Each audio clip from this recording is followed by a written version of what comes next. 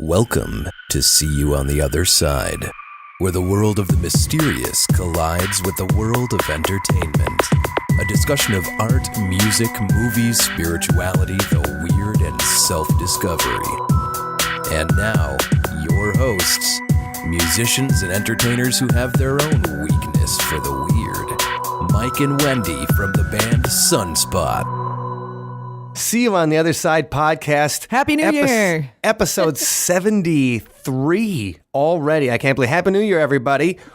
Happy New Year. All right. Okay, so let's start by introducing everyone. I'm Mike. We've met before. With me is Wendy. We've met before. And also my sister, Allison Jorlin from Milwaukee Ghosts. Hello, everyone in Radioland. Okay, and joining us today to talk a little bit about his new book, the Milwaukee Paranormal Conference, and all the kinds of weird stuff that he is up to is our friend and a frequent See You on the Other Side contributor, T. Krulos. Hey, Happy New Year. Happy New Year and welcome. You're our first guest of 2016. How Awesome. exciting. Yeah, and we thought what better way to start the year than talk about all the exciting events that are coming up in 2016. Yeah. Yeah, I definitely think so. And it's 2016, I believe, is going to be the greatest year in weird stuff ever. Let's hope so. You heard it here, folks. I think it's the year of disclosure. Oh, yeah. Could No be. pressure. No pressure, but it's totally the year of disclosure. And what's going to happen is John Podesta is actually going to reveal all the news right here on See You on the Other Side. Perfect. Probably after Hillary becomes president. Then we're going to force him, when he's going to be here, chief of staff or whatever, we're going to force him to reveal it. Or we'll talk about all the people that Hillary and Bill have murdered on their climb to the top. Sounds like a plan. Start with Vince Foster, that no. poor guy. Okay, we don't have to go all the way back. Man, you've been really into conspiracies lately, Mike. Well, it's wintertime, and so winter you spend a lot of time alone in your car, and then you're just thinking, when you're looking around at the cold, you're like, there has to be a reason that it's so cold and nasty here. Somebody has something against me, and it might be God, but I'm not sure yet. Okay. But it's Cabin probably fever, Hillary. yeah. And yet we continue to choose to live here Yes, year after do. year after year. you do, because it really is beautiful in the summer. At least that's what I tell all my friends who live in warm climates. Okay. So the thing is, first of all, we want to congratulate T on big news in that someone that I consider a personal idol of mine, Loren Coleman, the man, I think he invented the word cryptozoology whole cloth. The legend. It came to Loren him Coleman. in a fever dream. He named Monster Hunters, your book, T, as one of the best cryptozoology books of 2015. Yeah, and it actually topped the list. It was number one. Numero uno, as our friends with the El Chupacabra would say. Yeah. So how did that feel? Oh, just fantastic. I knew that Lauren liked the book. He gave it a pretty positive review when it first came out. So, and I knew that he did this annual list. And in the back of my mind, I was like, well, maybe he'll make his list, but I don't know. It's not. Right. It's not a typical cryptozoology book, as far as it's not like a collection of case studies or something. So I thought maybe it won't make the list because it's maybe not going to fit his criteria. So I was very humbled and flattered that it not only made the list, but it made the top of the list. It was kind of shocking in a great way. I was just very happy about it. Just to get his endorsement on it at all is really great. And he's like the godfather. So if you guys out there in podcast land don't know who Loren Coleman is, he's like the godfather of cryptozoology books. Like he's been doing it for a few decades now. And he has like a museum of cryptozoology, doesn't he? Yeah, and so the first chapter of my book, Monster Hunters, I thought this was just a great, perfect first chapter. It's about me going out to his cryptozoology museum and kind of spending the day interviewing him and looking around at this collection of amazing stuff that he has. And I really thought it was great to kind of bring the reader into a scene like that right away, and I just had a blast. if we can start making lists that refer to ourselves and put like the stuff that we're in as number one, I think we should start doing it. Yeah. I think Lauren's got a good gig. Yeah. He's like, of course it's number one. Chapter 1 is me, my friends. Yeah. It's one of my favorite. I've said this before, and I really mean it. His museum is one of my favorite places on Earth. I mean, it's got to be in probably my top 5 favorite places on the planet that I've been to so far. Wow. Well, tell us a little bit more about it. Yeah, I was going to say, like, and he's been to Disneyland, guys. Yeah. Yeah. Well, how do I describe it? You know, he has spent the last 50 years or so collecting artifact after artifact. And it's so cool because a lot of this stuff has been handed down to him from an older generation of people looking to this stuff. So, you know, when they pass away, some of their items make their way to him, which is so cool because he has, you know, in the 50s, they did an expedition to look for the Yeti, and he has some of the samples that they retrieved on this expedition in his museum, hair samples. He even has a Yeti scat sample that they collected. They saved it. Get the DNA on that. Get the Innocence Project on that right away. So T, is that Tom Slick's expedition? Yeah. Yes. Oh that's where it man, came from. that's that story. Wasn't Jimmy Stewart involved in that? Oh story? yeah. Oh my God! Can you tell a little bit more about that? Because this story has everything. So Jimmy Stewart was on the expedition? No, he was not on the expedition, but Okay. this is just one of those stories that it's so strange, like it just defies anything that you could ever come up with in fiction. So one of the members on this expedition found out about a Yeti scalp and skeleton hand that was being held in a monastery in Nepal. So he tried to like ask them if he could, you know, buy this from them, and then they said, no, you can't take this relic from our monastery. So what he actually did, you know, and you have to understand that times were a little bit different. He actually got one of the monks intoxicated, and he stole part of the relic. Whoa, That's awesome. Sneaky. Yeah. That's actual cultural appropriation right there. Yeah. Or misappropriation. He was, Right. you know, and his name is slipping my mind. He was he was on the Yeti expedition. He was a famous Irish big game hunter, and had been hired for this. A very interesting character. Anyway, he knows that he's going to be searched on his way out of the country, and that they're going to find this. So he needs a way to smuggle it out of the country. The person who bankrolled the expedition happened to be really good friends with the actor Jimmy Stewart and his wife, who also happened to be in the area at the same time. So, you know, he met up with Jimmy Stewart, gave him the relics, they put it in his wife's underwear bag, and that's how they smuggled it out of the country. Oh my gosh. Oh, man. This really happened. Why has there not been a movie yet? Why? That's really unusual because usually TSA, that's the first place they go is right to the underwear bag. Yeah. So it must have been different back then. Yeah, No again, pat down. again, it was a different time. What are you doing to me? Right. Again, because it was a different time, they were embarrassed to do such a search Oh, because they sure. thought it would be, you know, ungentlemanly to dig through a woman's underwear bag. So it was a perfect way to get it out. Well, I wish they would still be that way because the last trip I took, the TSA basically dangled my pretties all for everyone to see. And I'm like, I'm going to be on the airplane with these people. And they know what my underwear looks like. They're like, hey, look at this one. Yeah. What do you think of this? Pretty hot. Sorry. Yeah, you know, they should probably have some kind of proctology requirements to be a TSA employee. At least that seems like what they're doing most of the time in the airports I go to. Yeah. That's awesome. So, I mean, Jimmy That is Stewart, pretty cool.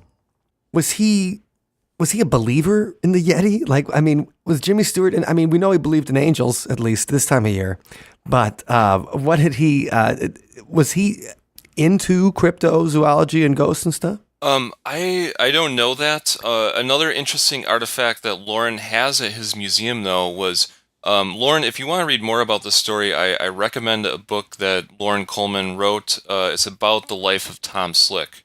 And he he talks all about this whole story in greater detail. And while he was writing that book, he, this was quite a while ago, he wrote a letter to Jimmy Stewart asking him if he could confirm the story or offer any more details. So in his museum, he has a framed response. Jimmy Stewart actually wrote back to Lauren and said, yeah, I remember that did happen, and I can confirm that. It was a long time ago, so I'm not really proud of it. Yeah. But so he confirmed the story. As far as him believing that stuff, I don't know. I don't know that. Well, that's a pretty good one. And Lauren Coleman obviously is a fascinating kind of guy and stuff. But what inspired you, T? Like so Monster Hunter's been out for a little while now, and what inspired you to want to get to know these people in the first place? Like, how did you hear about these guys and girls that would just go into the forest and look for this stuff? I really didn't know a lot of the people involved. It's really funny because before I started working on the book, when I was just thinking about what type of book do I want to write, I had two strong ideas. And one was I want to find the Grandmaster of Cryptozoology. And I didn't quite know who that was. I think I had maybe even read some of Lauren's books before. I've probably seen him on some of the shows where they have clips of people who are experts talking about that stuff. But I didn't really have that connection in my mind that he was someone important. But I knew that I wanted to find someone like that. And then, of course, he was the perfect description of it. I was like, well, this is the guy, obviously. And I just sent him an email, and at first I think he was a little bit wary because he was like, I don't know who you are, you're not part of the cryptozoology scene. I don't know what your angle is going to be. Understandably, sometimes people are concerned that I'm going to be some jerk reporter that's going to write something about how stupid they are or whatever, something making fun of them. Mm-hmm. Absolutely. Takedowns of things like this are what makes the internet the internet. Yeah. People taking something that people believe in and ripping it apart and making fun of it is why we have the World Wide Web. Yeah. So, and that's something Well, that's a cynical viewpoint, Mike. Sorry, I'm a Doctor Who fan. So if you go on Doctor Who message boards, that's pretty much it. That's what it is. But let's also say it's a great place for people to gather together who are of like mind or who are pursuing greater knowledge from the masses and from the world. It's the World Wide Web. So sorry about that. That's true. And there's pictures of cats. Allison with her half full glass over there. Yeah, look at this. Right. And the cat pictures. You cannot forget that. There's got to be something good in humanity. And they love all those cats. Sorry about that. Sorry about that interruption. It's okay. So go ahead, T. Oh, yeah. Well, understandably, and this is something I encounter frequently with a lot of people I write about, whether it's real-life superheroes, people into the paranormal, conspiracy people, or whoever. People are concerned, what's your angle, and I totally understand that. But I explained to him, I was genuinely really interested in what he was doing. So that's one thing I was looking for the book right away. And the other thing I really wanted was I gotta find a local group that I can hang out with all the time, like as much as they will let me for the course of writing this book. Like you wanted to move in? Yeah, totally. and that's when I hooked up with, I was fortunate to find a local group. I didn't know if there was even going to be one. I was like, I might have to commute to Chicago to do this or something. Mm-hmm. But I found the Paranormal Investigators of Milwaukee, and, after an initial explanation, they let me hang out with them for a good year and a half, so that was awesome. So, Allison, were you part of the Paranormal Investigators of Milwaukee at the time? Well, I'm not an official member, but we do work together. What my knowledge of them is that they're this great group that I can count on anytime I have people approaching me for an investigation. So Yeah, we've been working together for years. Okay, I was just wondering, yeah.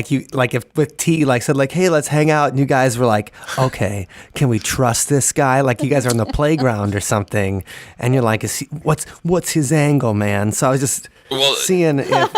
No, I wasn't part of the war room discussion about what our there was one. should There was be. one for sure, though. Yeah. Because Should we destroy him? because the first thing that happened was I talked to Noah. Noah is the leader of the group, and I talked to him on the phone, and then he said, "Yeah, why don't you stop by one of our group meetings?" I was like, "Perfect, yeah."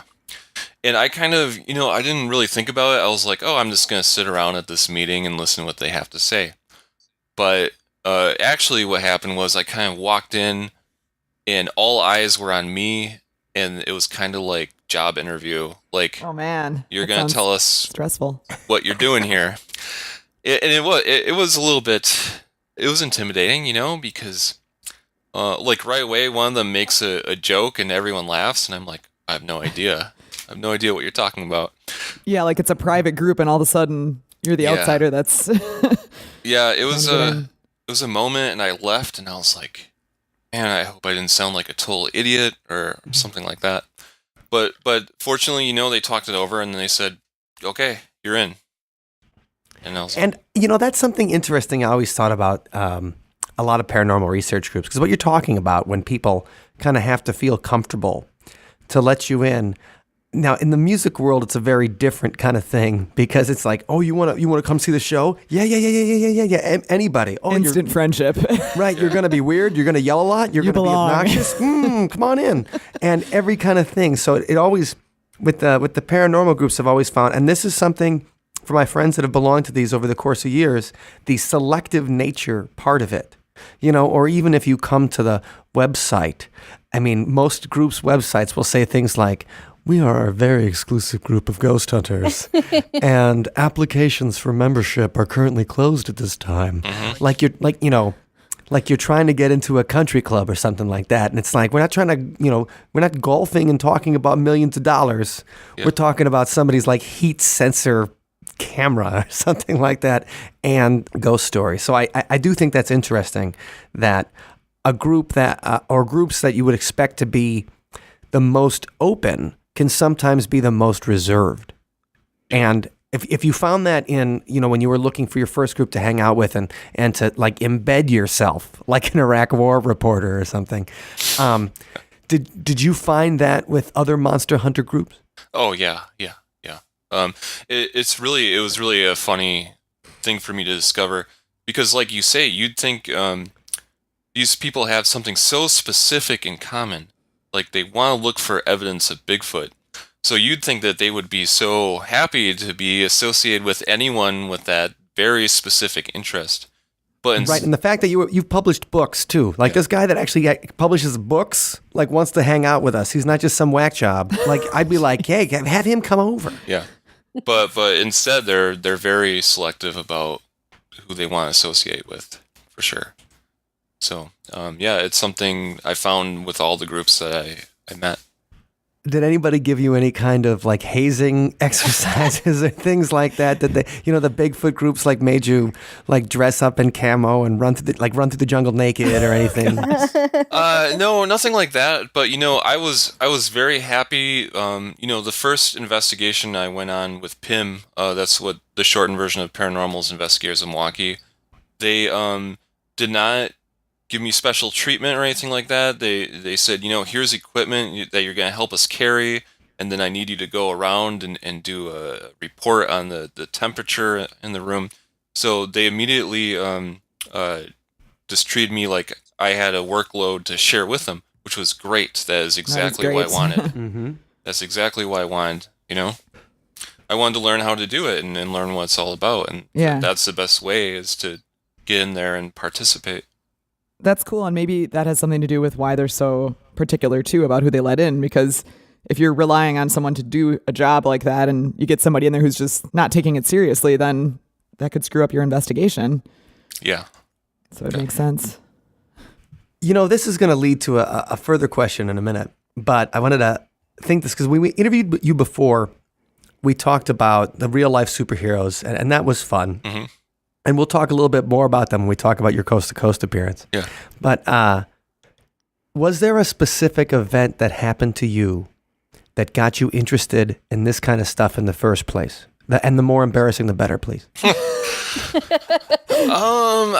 I don't think it's something in particular. I've just always really enjoyed learning about subcultures and groups of outsiders, like people that don't fit in the mainstream society in some way. And I think specifically when I was in high school, I was into punk rock quite a bit. I had a purple mohawk. I had a black leather jacket covered in spikes. Awesome. I had a really crappy punk rock attitude about life and everything. One of us. Right, yeah, still, some of us still have that crappy punk rock attitude about life. And I had a lot of friends who were part of other kind of scenes. Like I had friends who were goths, and I had friends who were metalheads, and dudes that were into ska bands, and so all those like youth subcultures, I hung out with people like that, and I think that just kind of translated into me appreciating other groups of people who are doing something a little different. Okay. While you were investigating and working on this book, did you have any kind of strange experiences? Did you discover any monsters with the hunters? Well, I think We don't want to ruin the book. no, Just yeah. The big story for me, I think, as far as me personally having a revelation or something, it happened when I was out in the field with this great guy named Jim Sherman, who is a Michigan field representative for the Bigfoot Field Researchers Organization. And we were camping out looking for Bigfoot, and I had one of the weirdest nights of my life where me and Jim actually spotted a UFO. Whoa, sweet. awesome. Yeah, it was very strange. I don't know what it was. I've never claimed that it was necessarily an extraterrestrial mothership or something like that, but I have no idea what it was. Well, let's set the scene. Yeah, what it looked like. It's you and Jim Sherman. And what part of Michigan you in? We're in the central of Michigan, and we're so far away from the town that I only reference it in the book as being in Isabella County, is the name of the county. And it's just like farmland as far as you can see and drive. You drive from one end of the county to the other, and it's nothing but farmland. So it's like wherever the cabin is in Evil Dead. Yeah. Is probably where you were. Yep. Okay, so you're there in Michigan. Yeah. And how's the setup? Like how you guys are hunting? Are you in a little tent and everybody's cozy in their sleeping bags? Is somebody on watch outside? What's the time of night? Let's get your surroundings. What's happening? Yeah.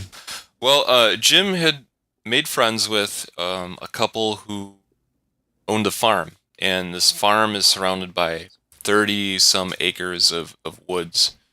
So we arrived there and said hi to them, and then we drove in this Jeep over this very bumpy former cornfield for a while, and then me and him set up our tents. We each had a tent. It's out there. It's not a campground or something. It's in a clearing surrounded by woods. So we had spent the day walking around. We did hear a couple of weird things, Bigfoot related, I would say. We heard some strange vocalizations. I don't know what those were, but it was very odd and kind of creepy.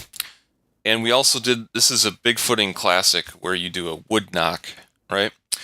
So yeah. See, Mike, I told you it's a thing. Wood knocking. Yeah. I know it's a thing, the knocking. Okay. Yeah. Oi, the knocking. Wait, it's a so thing. can All you, right. for the uninitiated, for the non-puberty Jorlans, can you explain what that is, please, T? Yeah, and Jim actually, he carries with him, he has an axe handle that he uses to do wood knocks. But it's, there are people who theorize that Bigfoot communicates. and it can communicate by sending messages to each other by knocking on wood. So a lot of Bigfooters will get out there and they'll hit a tree with a stick, or in this case we had 2 pieces of firewood, and Jim said, all right, why don't you step over by the tree line there and give 2 knocks. So, I went over there and was like, and then a couple seconds later, somewhere in the woods was a,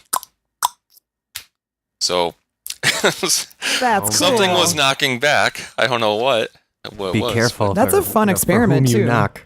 Yeah. 'Cause that's an experiment that you can, well, you got a result. You don't know necessarily what it was, but still, I mean, Well, that's what Linda Godfrey talks a little bit about in the interview too. That she's Right. like right outside of her house. She's like knocking. Sometimes I hear some knocks back, Right. and it's just like, well, Linda, move. Yeah. Because Bigfoot's coming to your house. Like you don't want him over for dinner. Okay, so you guys are in the clearing. You're already in that kind of. Okay, you heard some knocking. You heard some or whatever in the background. Yeah. Chewbacca was lurking in the woods. He was just around there. Yeah. And so what time of night is this? So now, we put the campfire out, and it's getting to be like 1 or 2 in the morning. And I'm tired. So Jim says, let's do this thing called Operation T as Bait. And I was like, oh, that sounds great. Yeah. He says, I'm going to stay up for a while, sitting in the Jeep here. You just go in your tent and go to sleep, and if I see something, maybe something's going to come around and look at the campsite. So we've been hearing this weird stuff. So I get into my tent, I get into my sleeping bag, and I'm just starting to fall asleep. Like, just on the cusp of, like, being awake and being asleep. When I hear this blood-curdling howl that sounds like it's right outside of my tent. And, it's very frightening. It's very loud. I've never heard anything like it. And it's very frightening. So I lay there pretty much petrified with fear for, I don't know, maybe 5 minutes. Yeah, I bet. Oh, man. And then I slowly unzip the tent and stick my head out. And I think for sure I'm going to see a Bigfoot standing there right outside my tent. I quickly get out of the tent. I run over to Jim's Jeep where he's still sitting. He's actually on his phone trying to text me. And I knock on the window and he jumps because Of course, he's scared. he's heard it too and he's scared. I get in the Jeep. We talk about, did you hear that? Yeah, what was it? I have no idea. Later, he has this recorded, by the way, this howl. And later, he has a friend who says that he thinks it's an aggressive coyote.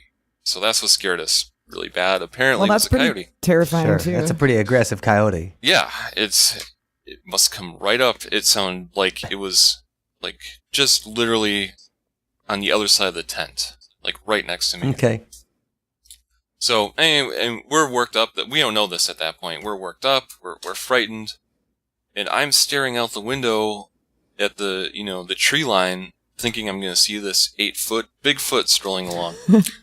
And but while I'm looking for Bigfoot, something catches my eye, and it's this ball of light, bouncing around and moving back and forth. And I told Jim, I was like, Jim, are you seeing this too? And we got out of his Jeep. We watched it through binoculars for a while. It was like this ball of lights with little red and green things swirling around it and moving around. And So you guys are in the Jeep at the time. yeah, So in the Jeep, you're looking out the window. Yeah. And is it level with you guys? Is it in the sky? Is it above the trees? Where would you say it was in plane wise, in the plane? high in the sky. At first I thought it was a star. And I thought that I was scared and I was shaking, and that's why I was seeing the star move around. But then I realized, it was doing this very erratic zipping and weaving and hovering. So, but yeah, it was very high in the sky. And then once in a while, it would be moving around, and there would be this illumination that kind of looked like lightning or something that would backlight the tree line. So that was So weird. pretty and- bright. yeah. Yeah. Yeah. Wow. Yeah. Well, that must have been with your adrenaline rush too. Your perception was probably super acute at that time. Yeah.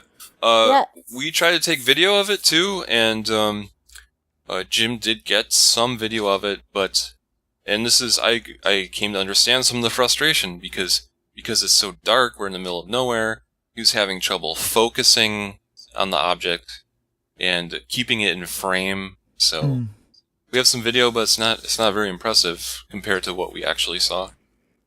Well, what's exciting about your experience there is it connects to, what other researchers have talked about in the past, like Stan Gordon, this idea that UFOs and Bigfoot are in some way connected because, experiences with those two, very different phenomena, seem to coincide at times. And that's just incredible to hear that that's what happened for you, T. Yeah, and it's really funny because actually earlier in that day, while we were walking around through the woods, hiking around, I was trying to get my interviewing out of the way too. So I asked Jim what he thought about, is there any correlation between UFOs and Bigfoot? Because that's a theory that I heard. And, he was very open about it. He was like, I don't know, it could be, could not be. It does seem, though, that in a lot of these cases, even for people that aren't completely mad, because sometimes you talk to people and they'll be like, yeah, well, I've seen Bigfoot. I've been abducted by a UFO. My house is haunted and I can read your mind. Like they've got a little bit of everything, like they're a super friend or something. Yeah. And so when you think about stuff, it does seem, though, even with a lot of regular people whose opinion you would trust or someone who you would know would not make this stuff up. When it rains, it pours. It seems like it's either being attuned to it at a certain time and opening up not just seeing a little bit, but seeing a lot at one time because you're attuned to it, or not seeing anything at all. Like it's some kind of switch or anything in that, you guys were in that zone already and already thinking about it, and you heard the scream, and maybe that was opening the door, and then whatever you saw in the sky was what was on the other side, kind of thing. And I know that sounds a little bit mad in its own right, but it does. It's that when it rains, it pours. Like you're tuned into something, and I think I've had that whenever I've seen weird stuff that I can't explain or something. It seems like it doesn't just happen one thing at a time. It's several things right away, maybe in the same night, maybe at the same thing. And I'm not sure whether that's because your mind might be in that mode already. Or like I was saying with when you get an adrenaline rush, your senses are all way more exaggerated than they normally are, right? So you pick up on things that you might not necessarily notice or see or hear. So that could have something to do with it as well. Oh, I love it. And I'm jealous you got to see a UFO. That is so cool. Like, I don't think that's fair. But now, okay, not to be unexpected. Yeah. When you first described it, immediately, of course, I had to think it sounds like a drone. Yeah. Like one of those little drone things, but it was higher up in the sky than. Yeah. It was higher up, and, people have tried to give me explanations. People have suggested a drone. Someone said that I saw airplane headlights that were caught in fog or clouds or something. But and I'm open to an explanation that isn't something extraterrestrial. But none of those things. I mean, I don't think it was a check drone. out. Yeah, I don't. The movement was like too quick and too like it just wouldn't fit the pattern of a drone. Okay, sure. Yeah, sorry, I just had to ask because Yeah. when you were describing it, I'm like, that sounds a lot like. But I mean, obviously, Yeah. if it were that, you wouldn't have brought it up as a story of a. Well, and also, I mean, that's a good point, Wendy, because when you're talking about UFOs, like now that we all have access to the internet, people have a camera on their phone all the time. How many new UFO reports come out every week that are just some kid got a drone for his birthday Yeah. and is out there? Well, the other thing I think about too is human beings being as cruel as they are. They hear, oh, hey, there's a couple guys hunting Bigfoot out there. Let's go, let's go scare the heck out of them. But it sounds like you were in a remote enough location that wouldn't be the case. Hopefully, anyway. I don't think so. I don't think so. I mean, there's always a possibility, yeah, but yeah, we were pretty far out there. I don't think they'd have to be very ambitious. And So when did it go away? Like, how long was it up there? Like, how long did you guys watch it until you were like, it's a UFO. What a bore. I'm going to bed. It's hard, because like time is hard to keep track of when you're in a situation like that. But we got out of the Jeep and watched it for at least like a half hour outside of the Jeep. Then we got back in, and I kept watching it out the window for a while, and then I started to get tired, so I just kind of like put my head back on the car seat, and I didn't fall asleep, but I was just kind of resting for I don't know, maybe 10 minutes or something, and I looked out the window and it was gone. So Okay. I did not get to see it depart. So I don't know. Like, you didn't get to see it hit hyperspace or whatever and get to Right, the other side yeah. of the galaxy. So you talked to the Paranormal Investigators Milwaukee, and they usually do ghost hunts and stuff. And you were with Jim Sherman, Bigfoot hunter in Michigan, and you went to Lauren Coleman's museum. And where is the museum located? Portland, Maine. Portland, Maine. Yeah. And so what are some of the other locations you visited in the book? I went to Vermont. I joined a crew of guys who are looking for evidence of Champ, who is a lake monster. It's kind of the American version of the Loch Ness Monster. In Lake Champlain, right? Yeah, we were on the Vermont side, but it also borders New York and Quebec. Okay, so it's obviously a Canadian plot. It could be. It's like it's a Canadian war sub. Yeah, it could be. So that was fun. We cruised around on the lake, and they had underwater cameras and stuff. Did not find Champ, but it was fun looking, nonetheless. Where else did I go? Point Pleasant, West Virginia. I went there for the Mothman Festival. Is this annual Cool. event? It's great. A lot of fun, kind of a hybrid between like a small town festival and a paranormal conference in a way. And the Mothman, if you guys haven't seen the movie with Richard Gere, the American Gigolo himself, if you haven't seen the Mothman Prophecies, like the Mothman's weird because I don't know how to describe it. Because like the Mothman, people saw some weird stuff and then the town had a couple of cursed things happen. How would you guys describe the Mothman? Yeah, well, it's a weird period of time, 66 and 67, where lots of people reported seeing this flying humanoid creature with big red eyes. And also at the same time, there was reports of seeing UFOs and the Men in Black. This is like a very early documented case where the Men in Black start showing up to talk to UFO witnesses. So lots of weird stuff. Like you're saying, the door opens and all sorts of weird stuff come out. Right. at The once. summer of love was a dangerous time, baby. Yeah. So I was really glad to go because I was just curious to see the town. I got to see. So kind of the climax of the story is this Silver Bridge collapses. So it's gone, but they've made a replacement bridge there, and it's great. And one of my favorite things is they have this town square downtown. And usually, a small town like that, you might find a statue of George Washington or maybe the city founder, but they have this statue of this hideous Mothman that's reaching out to grab you. It's great. It's great. I love it. That's cool. When you were traveling and meeting people and going along with them, did anybody actually give you a plan? Like, what happens if we catch a monster? What happens if Bigfoot shows up? Does everybody take a picture, poop their pants, and run? Or, do you guys have a net? Did they bring a live animal cage? Like, what kind of things? I mean, with Champ, I don't know. You just, Document it. we saw Jurassic Park. We know what happens.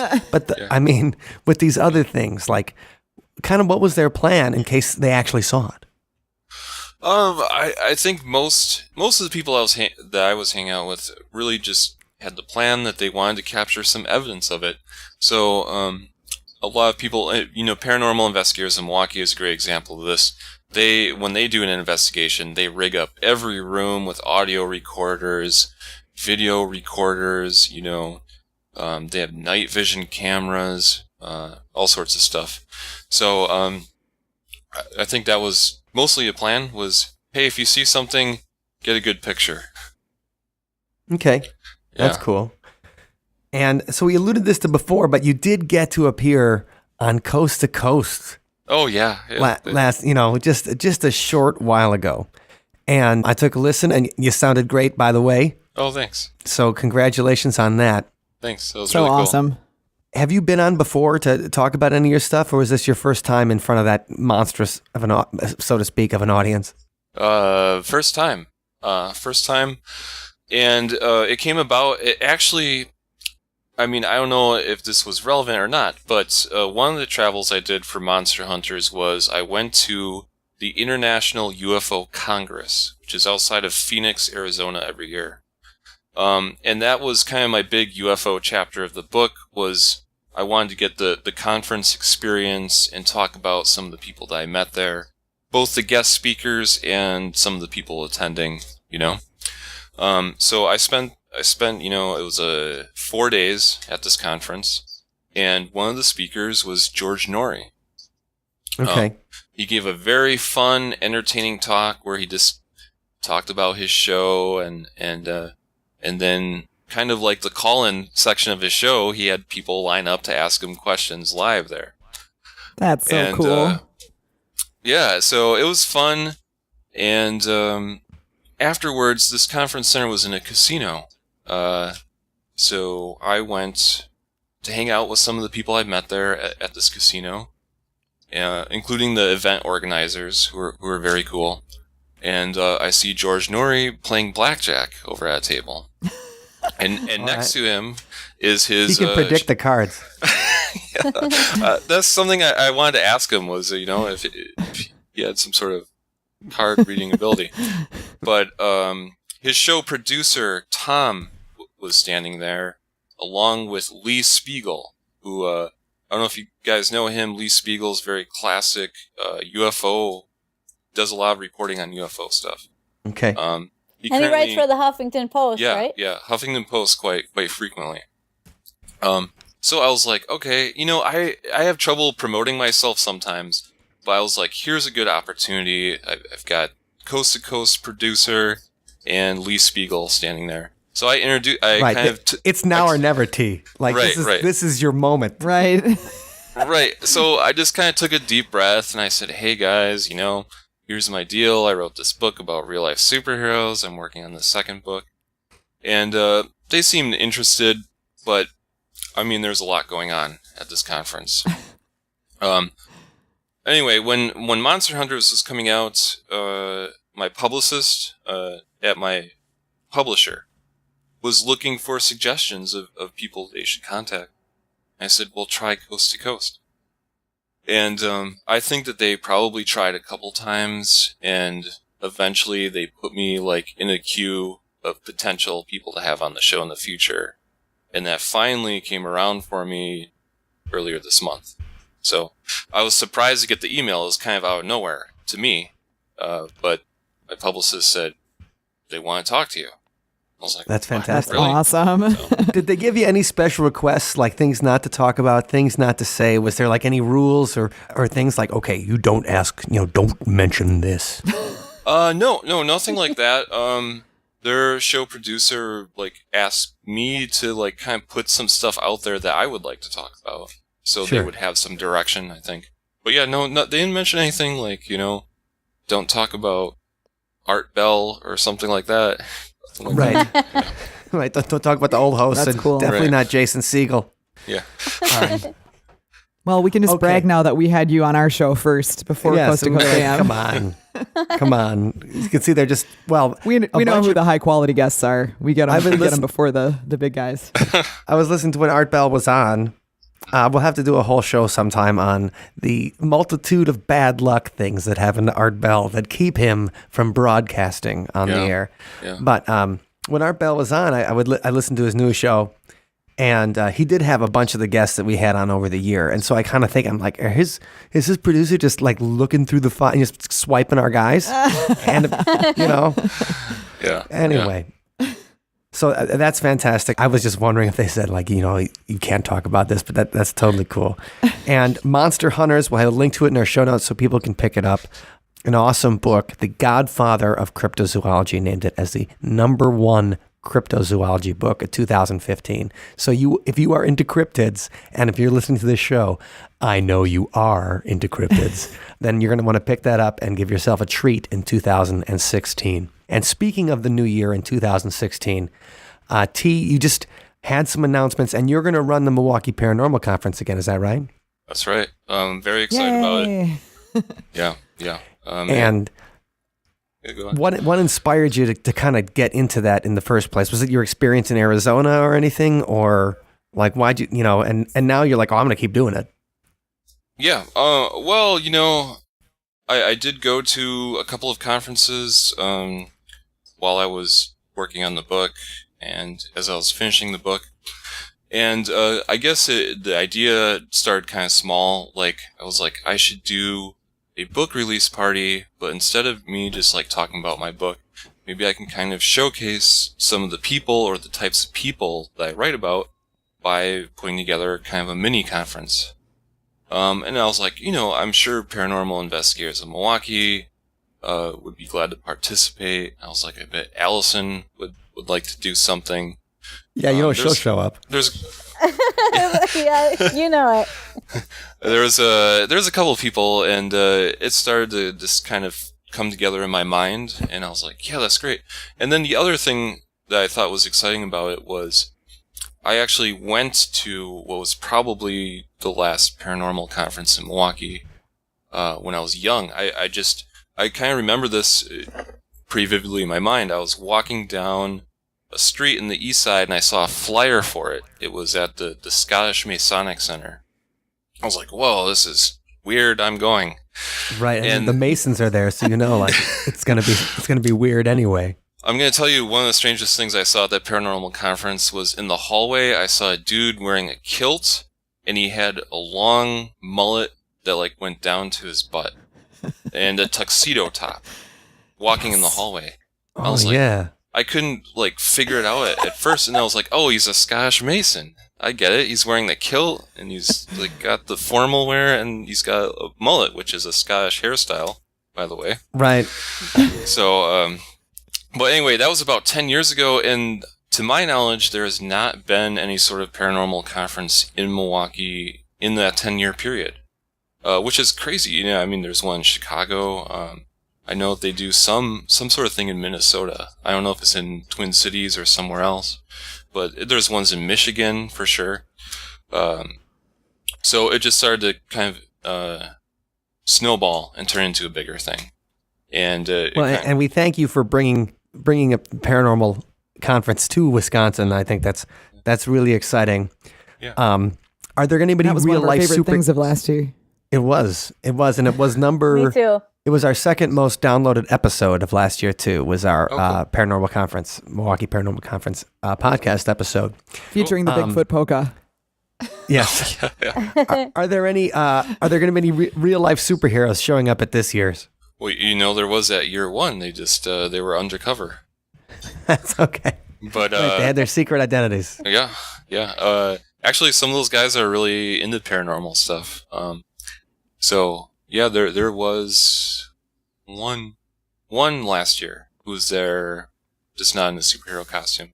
And I know a couple of those guys are gonna be coming next year too. So That sounds good. Are you going to get Phoenix Jones to come out, or is he so mad at you? Phoenix Jones. Yeah, he's a little mad at me, I guess.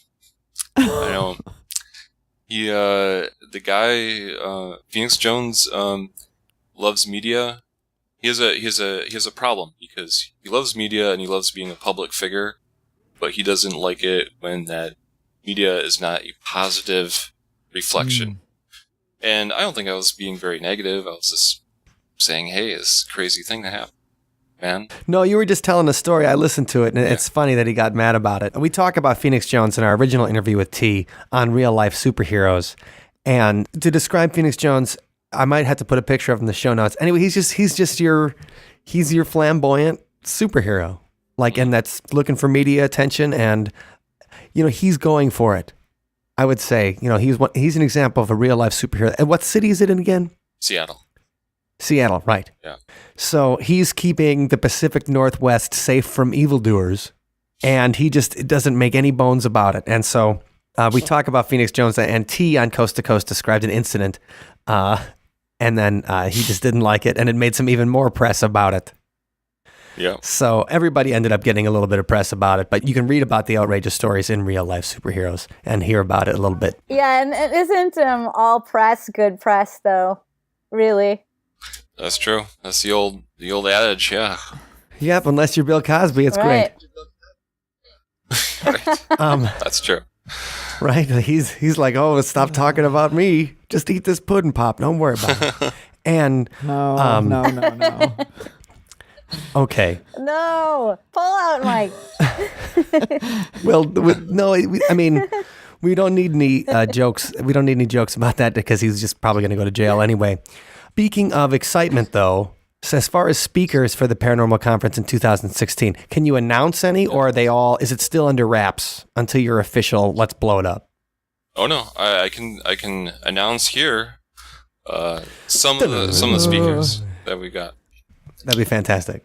Okay, first special guest speaker that we're going to have, and I'm very happy to say that we're going to be bringing him to Milwaukee for the first time.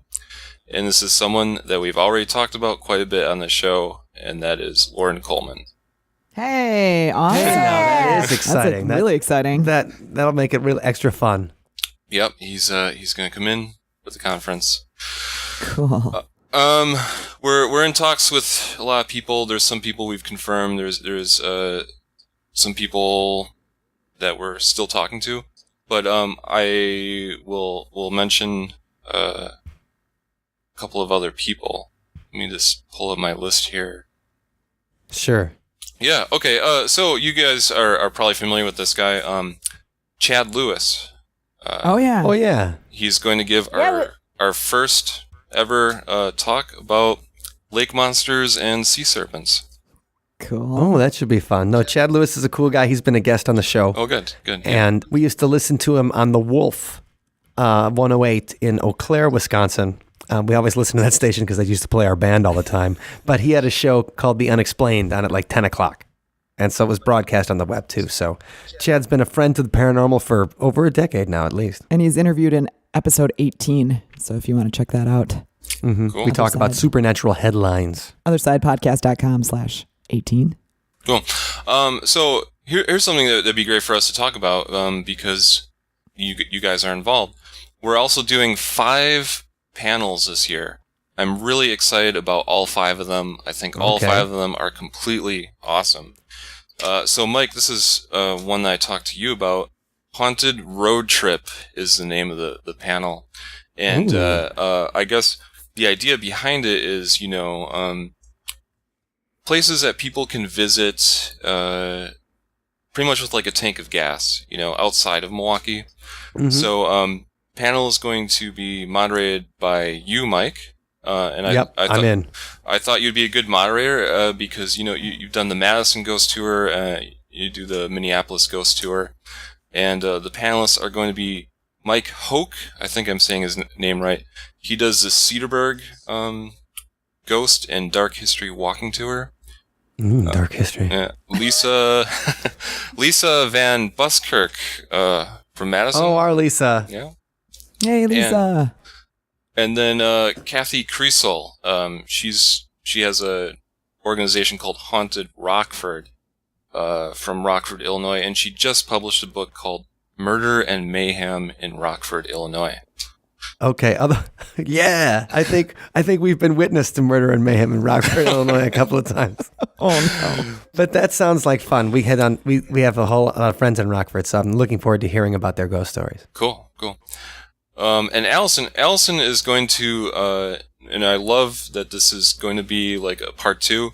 Allison's going to give a presentation called Milwaukee Fordiana, Volume 2. Is it Volume 2? Yeah, volume 2. Yeah. Okay, That's so, great. so you got some news stories there, Allison? Oh yeah. Well, Mike, that I've been talking to you about, some of my research that has led me to find out there were a whole lot of exorcisms in Milwaukee. So I'll be talking about the devil. All right, we love that guy. And his infiltration into a local convent here in Milwaukee, and also some possessions that went on in our fine city. So, and many other stories as well. It's just right now I'm deep in to reading about the devil, and I'm just surprised about how many times he's come to visit Milwaukee. Oh, awesome! I love it. Right. I'm looking forward to it. He doesn't consider Wisconsin a flyover state at all. I always figured that the devil would think of Detroit as a second home, but maybe Maybe he it's decided Milwaukee. on Milwaukee instead. Oh, because he has his own night in Detroit. That's why I was thinking of it. Yeah. Okay, that sounds like a good one. I'll make sure I'll stay awake for that. Good. And then the other thing I'm talking with Allison about is, and I don't think that we've confirmed the guests yet, but Allison is going to moderate a panel that's going to be called something like "Yikes, My Business is Haunted." And Cool. And I got the idea because, last year we had so many, we had Shaker's Cigar Bar participated, the Old Baraboo Inn. There's a lot of businesses in Milwaukee, I think, where the people at least are open to talking about their experiences in their own business. So I thought... Not the Fister. Right, yeah, I don't know. I don't know anyone. Besides the Fister. Yeah, nobody from the Fister is going to show up. Yeah. So That's pretty much guaranteed. yeah, so I thought it would be a fun panel just to have some business owners talk about experiences in their business. Yeah, and there's just so many in Milwaukee. So the problem is cutting the list down a little bit, I Right. think. Right. Yeah, Well, that sounds like a pretty awesome lineup. Can you confirm the new venue? yes. I can't even express how relieved I am about this, because I'm going to tell you that since June, pretty much since the end of the first paranormal conference, I've spent a lot of time looking at venues, taking tours of venues, inquiring, and it was a long and sometimes frustrating road. And if you didn't find one, we were just going to come to your house. Right. I was having a lot of trouble in that department. There was a couple of places I thought were possibly going to work out, and it turned out to be a dead end. Were there any places, and I think this is, a lot of people who listen maybe want to think about doing this in their hometown, kind of like you did, Milwaukee. Was there any places that were like, paranormal conference, we don't like your kind around here? Yes. Yeah, definitely.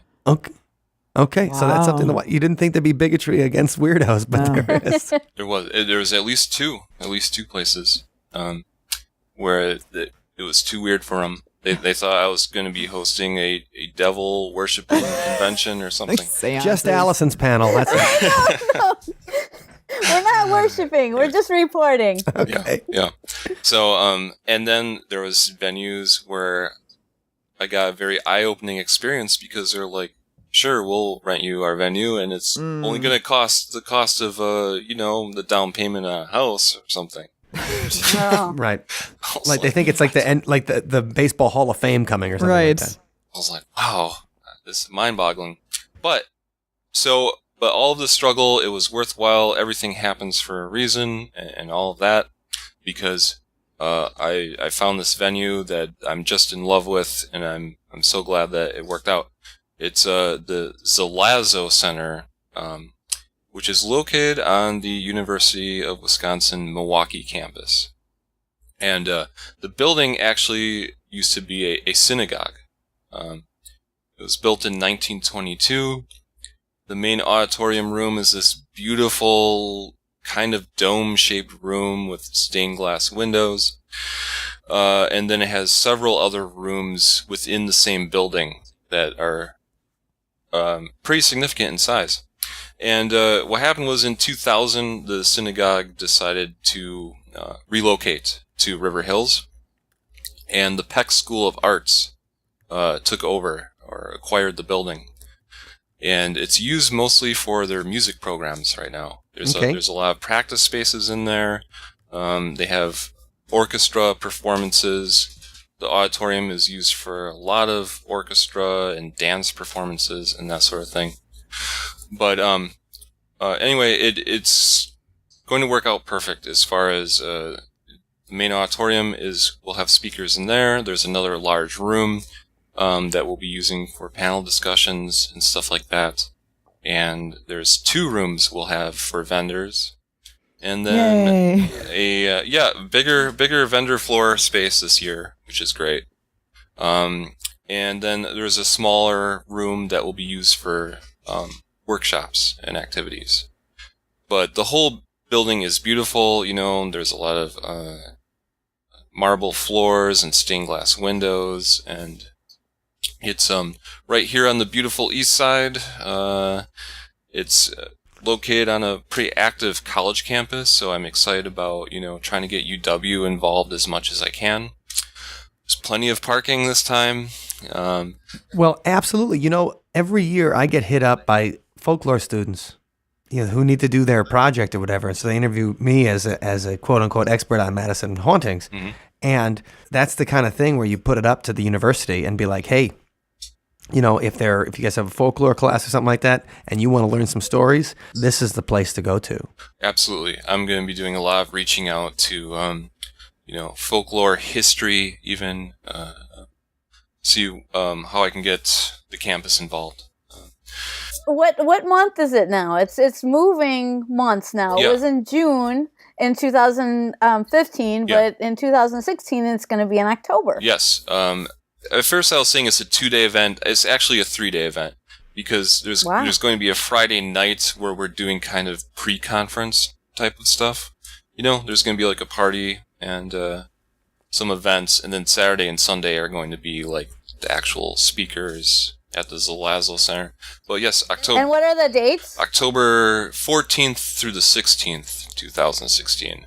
Okay, that sounds like a good weekend to get in trouble in Milwaukee. Yeah, we moved it to October because I really like that time of year, and we thought it would be a good tie-in for Halloween season.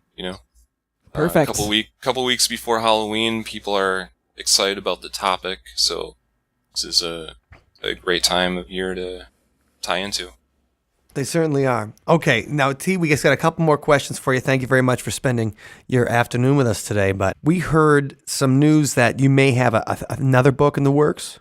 Yeah. Can you talk about the topic? And are you switching topics now? Like we talked to the Gray brothers, they did like a whole bunch of paranormal stuff, and then the next thing they did was like true crime, and so they were switching it up from paranormal to something without any ghosts or demons or cool things. And what's the new topic going to be about? Yeah, well, I would say it's a different topic, but I think it's got a similar tone in some ways, is the best way I can describe it. I'm working on 2 books. One book is a project that I'm still working on, and it's about a very interesting conspiracy theorist I met. And I met him while working on my first book, because he's also a real-life superhero. Ooh. So it's like Rorschach from the Watchmen. Yeah. That book I'm really excited about, but it's kind of up in the air what's going to happen with it, I guess. But my current publisher, Chicago Review Press, did buy and wants me to do a 3rd book, which has the working title The End. And the book is about what I would call America's apocalypse culture. It's about predictions and preparation for the end of the world as we know it. So if people have seen a show like Doomsday Preppers, that is one of the angles that I'm going to be looking into a little bit, is people that consider themselves preppers. But I'm also going to be talking to people like experts on artificial intelligence and how that could be a dangerous thing in the future. I'm going to talk about plans to colonize Mars and get off of this planet. I'm going. Yeah. So I'm just kind of talking about predictions and preparation and a little bit, what the future direction might be. Oh man, Sounds very interesting. Looking forward to checking that out. We had an episode about the apocalypses that never happened. Yeah. When we talked about doomsdays, and also artificial intelligence. Well, evil computers. Right. I mean, we've had our own episodes about evil computers. We'll put those in the show notes if you want to get prepped for T's new book coming out. Well, prepped, right? Coming out for T's new book. Coming out. Hey, everybody! I'll be here all day. Coming out soon. Well, man, I can't wait to check that out. Yeah. Looking forward to the Milwaukee Paranormal Conference, and want everybody to check out Monster Hunters. Wendy, Allison, you guys have any last questions for T? No, I just want to congratulate you on all your success and all of the awesome things that you've got going on. It seems like you've got a whole bunch of stuff going on, so it's fun to follow you and see what you're up to. Yeah, and how can people follow you? Yeah, well, I have my own website. It's tkrulos.com. And if you go to the website, I have information on my books, upcoming appearances that I have planned, and I blog sometimes. I try to post up if I do articles. I kind of have a list of stuff that I've written that people can check out. So tkrulos.com, and then Milwaukee Paranormalconference.com is the Paranormal Conference website, and we're going to be updating with stuff pretty frequently now. We're going to be announcing the stuff that we talked about on the show today, and then as we confirm more guests, we'll be doing updates pretty regularly. So you can find that in the show notes, othersidepodcast.com/73. And you can get and follow T and see what he's up to. And we just love to help any way that we can, because it's always something awesome. So thank you very much for joining us today, T. We appreciate it. Thanks, Thank T. you. Thank you, T. Happy New Year, Allison. Happy New Year, T. And Happy New Year, Wendy. Happy New Year. Happy New Year, everyone.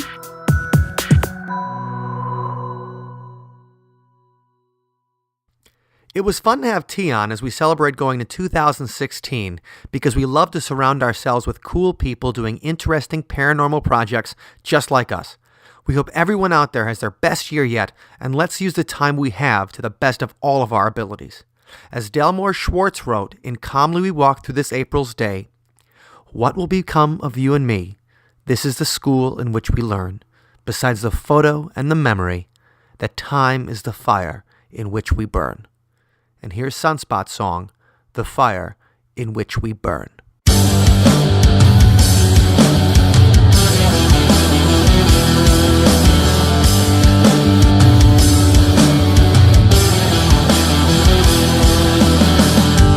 Memory in soft focus, dreams of the past, crutch you can hold on to. Some things weren't made to last. Don't look back, it will only make you slower.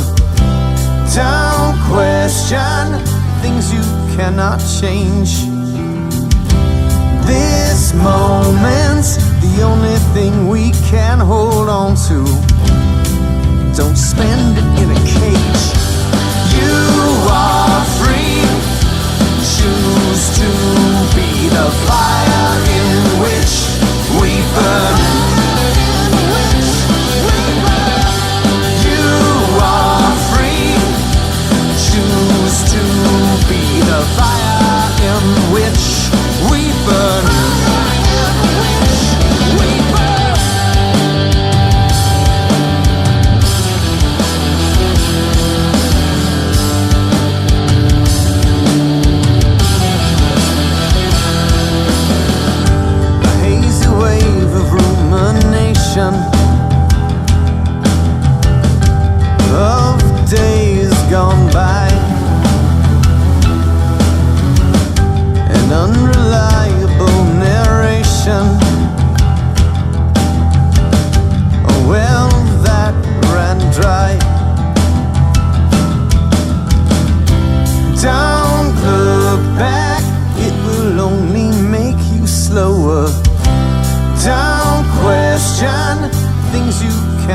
change. This moment's the only thing we can hold on to. Don't spend it in a cage. You are free. Choose to be the fire in which we burn. You are free. Choose to be the fire in which we burn.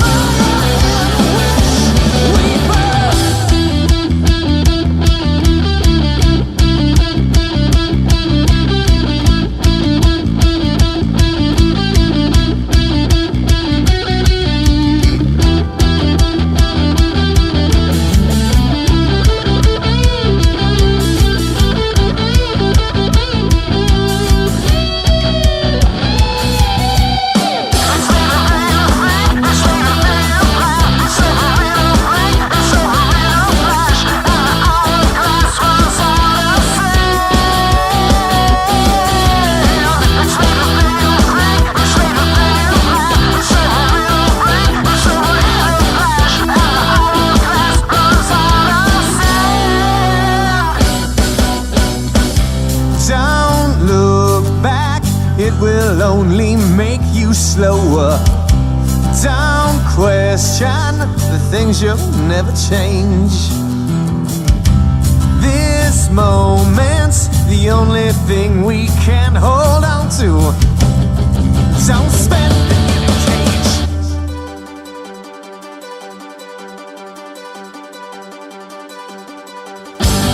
You are free.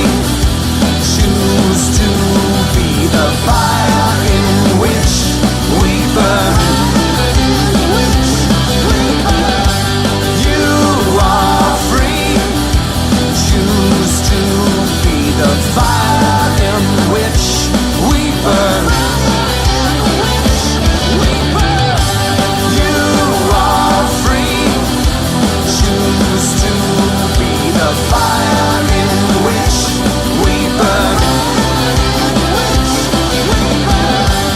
You are free. Choose to be the fire in which we burn.